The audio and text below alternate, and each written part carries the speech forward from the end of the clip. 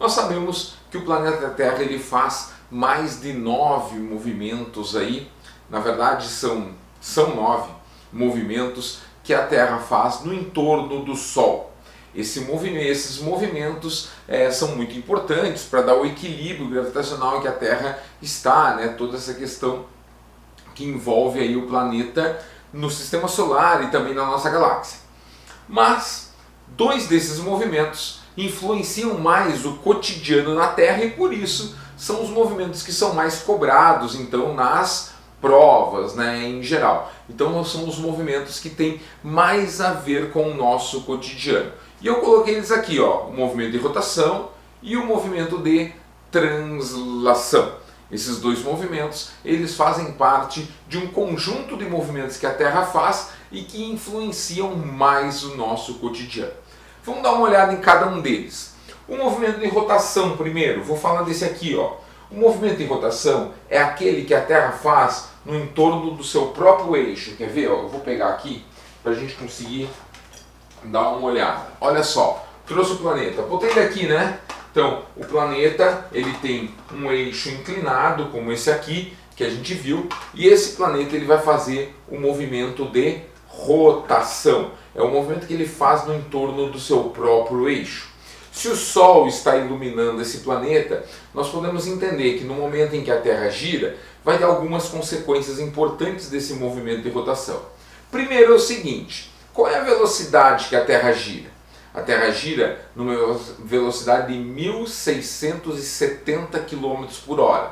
Veja bem, caro aluno, isso é na linha do Equador. Quanto mais distante eu estou da linha do Equador, menor é a velocidade de rotação do planeta, menor, sendo que no polo ela é nula, né? Então, isso é uma questão de física, né? Então, quanto maior o círculo a percorrer aí, esse período de 24 horas, né, de rotação, então ele vai precisar mais velocidade. Então a gente tem aqui um movimento de rotação. 1.670 km na linha do Equador, quanto mais distante da linha do Equador, menor é esse movimento, ele vai diminuindo conforme se afasta da linha do Equador, e também esse período, né, de rotação é um período de 24 horas. Bom, quais as consequências disso? Ora, se eu estou então com o planeta, estou com esse sistema circulando, né, o planeta então fazendo o seu movimento de rotação, ao Sol, ao iluminar esse planeta, ele vai, um lado está iluminado, outro não. Então a primeira consequência, a mais comum, é a sequência dos dias e das noites. De um lado dia, do outro lado noite. Outra consequência é a distribuição da luz no planeta, né? Então a distribuição da luz forma faixas longitudinais, que vão dar origem aos fusos horários, que nós vamos falar no final dessa aula aqui também sobre fusos horários, tá? Então aqui, ó, o movimento de rotação, dias e noites, e as faixas de iluminação aí que são os fusos horários. Lembra que ele é um movimento que na linha do Equador é mais veloz do que nos polos, vai diminuindo essa velocidade, e esse movimento, como ele movimenta rapidamente o planeta, ele vai influenciar o que a gente chama, lá na física, vão chamar de movimento de Coriólise. O que é o movimento de Coriólise? É o movimento que os fluidos do planeta fazem graças à velocidade do movimento de rotação. Como a Terra está girando a uma velocidade muito alta, os fluidos, o ar, a água, vão acabar se movimentando por influência do movimento de rotação do planeta. Tudo bem?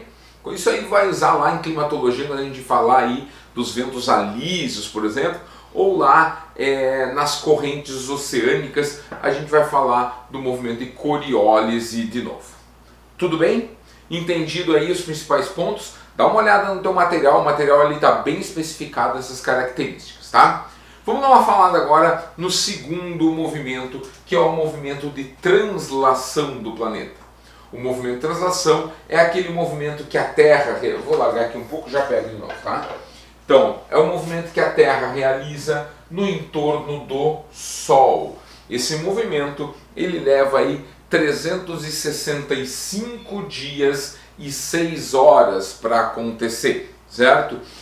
Então, ele completa na organização terrestre um ano. Então ele é o período de um ano dentro da distribuição cronológica terrestre. Esse um ano, é claro que vai aí nos dar uma questão envolvendo as horas, né? São 6 horas que a cada ano sobra no movimento de translação, porque o ano tem 365 dias. Durante um ano específico, que foi aí o ano de 2020, depois o ano de 2024, depois o ano de 2028, 2032 e assim por diante, são os anos considerados anos bissextos, são aqueles que nós temos um dia a mais, que é o dia, qual é? 29 de fevereiro, para acertar o movimento de translação. Então olha só, a Terra faz um movimento, chega aqui 365 dias, falta 6 horas para ela chegar nesse ponto. No outro ano, 365 dias, já está faltando 12 horas para ela chegar nesse ponto.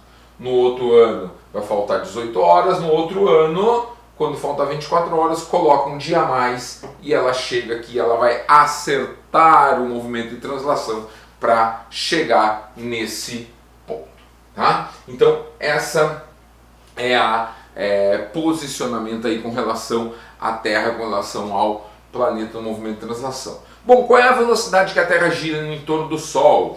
Ela gira numa velocidade de 107.000 quilômetros em média. Em média por quê, bola? Em média porque essa velocidade ela vai ser variável.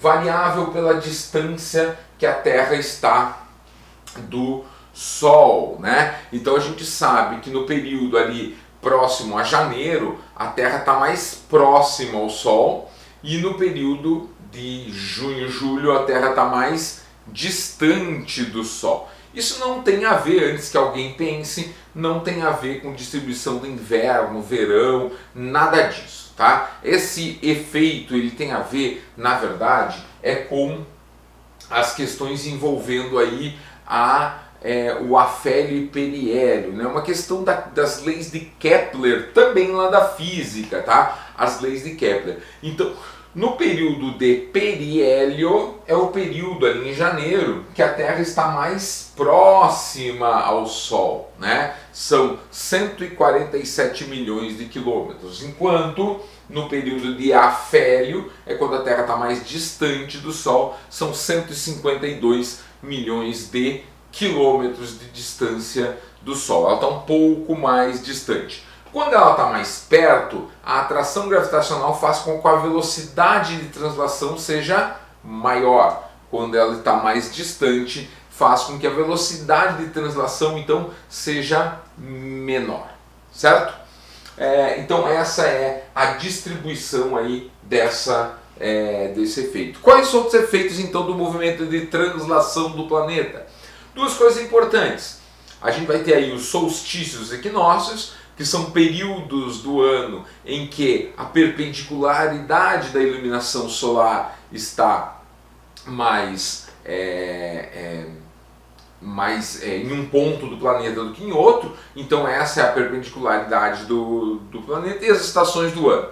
Vamos lá, solstício acontece 2 vezes por ano. É quando o Sol ilumina mais um hemisfério do planeta do que outro. Então a perpendicularidade de luz solar está maior para o hemisfério sul nesse meu desenho.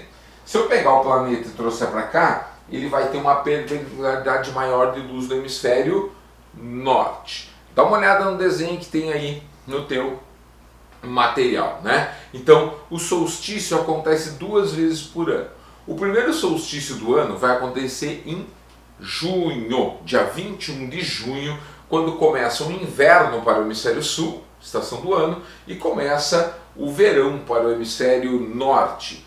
Nesse dia, a perpendicularidade da luz solar estará maior sobre o trópico de Capricórnio. É como se nós estivéssemos assim com o planeta e o Sol estivesse batendo numa perpendicularidade maior sobre o hemisfério norte. Então, sobre o trópico de Câncer, vai acabar recebendo mais luz nesse período, né? Bom, quando no dia 21 de 12 a Terra está na outra posição, as raios solares vão incidir mais fortemente, mais perpendicularmente sobre o hemisfério sul, fazendo com que o hemisfério sul receba mais luz do que o hemisfério norte. E por isso, no hemisfério sul, no dia 21 de dezembro, começa o verão e no hemisfério norte, o inverno. Nesse período, o polo sul está sempre iluminado. Se você perceber, a Terra vai fazer o movimento de rotação e o polo sul receberá sempre a mesma quantidade de luz. E o hemisfério norte estará sempre escuro. O contrário acontece no solstício de inverno para o hemisfério sul, quando o polo sul não recebe luz e o polo norte recebe luz constantemente. Veja bem, nós temos que entender uma coisa bem importante com relação a isso. Essa variação de distribuição da luz no planeta com o movimento de translação só é possível graças ao eixo de inclinação da Terra, de 23 graus e 27 minutos. Veja bem, se a Terra não tivesse essa inclinação e fizesse esse movimento de rotação, a Terra teria a mesma distribuição de luz para os dois hemisférios o ano inteiro. Isso é o que acontece no período, um pequeno período durante o ano, que nós chamamos de equinócio. É quando a Terra, no seu movimento de translação, se encontra na posição, o Sol batendo sobre a linha do Equador e distribuindo a mesma quantidade de luz para os dois hemisférios. Nesse período, nós temos o início da primavera e o início do outono. No dia 21 de março, nós temos aí o início do outono para o hemisfério sul e da primavera para o hemisfério norte. É quando nós estamos no equinócio de março, né? Então a mesma distribuição de luz para os dois hemisférios. No dia do equinócio, no dia exato do equinócio, nós temos a mesma distribuição de luz no planeta todo. 12 horas de luz, 12 horas de noite para qualquer lugar do planeta. O único dia que acontece isso, atenção, questão de prova, o único dia que acontece isso durante o ano é exatamente no dia dos equinócios, dia 21 de março e no dia 22 ou 23 de setembro. No dia 22 de setembro começa então para o hemisfério sul a primavera e para o hemisfério norte o outono. O Sol incide perpendicularmente sobre a linha do Equador. Veja só, esses tempos caiu numa prova de vestibular a seguinte frase, dizia assim, ó: durante o ano, a iluminação solar é perpendicular sobre o planeta 2 vezes sobre cada trópico e 2 vezes sobre a linha do Equador. E aí, certo ou errado? Errado. Atentem-se. Durante um ano, nós temos o Sol incidindo perpendicularmente sobre o Trópico de Câncer, aí ele incide sobre a linha do Equador, sobre o Trópico de Capricórnio, depois sobre a linha do Equador e termina com o ano. Então ele incide uma vez sobre cada um dos trópicos, uma vez sobre o Trópico de Câncer, uma vez sobre o Trópico de Capricórnio durante um período de um ano cronológico terrestre e 2 vezes no ano sobre a linha do Equador, os 2 solstícios e os 2 equinócios. Tudo bem? Tranquilo aí? Então com isso a gente vê essa primeira parte aí, dá uma revisão geral dessa primeira parte.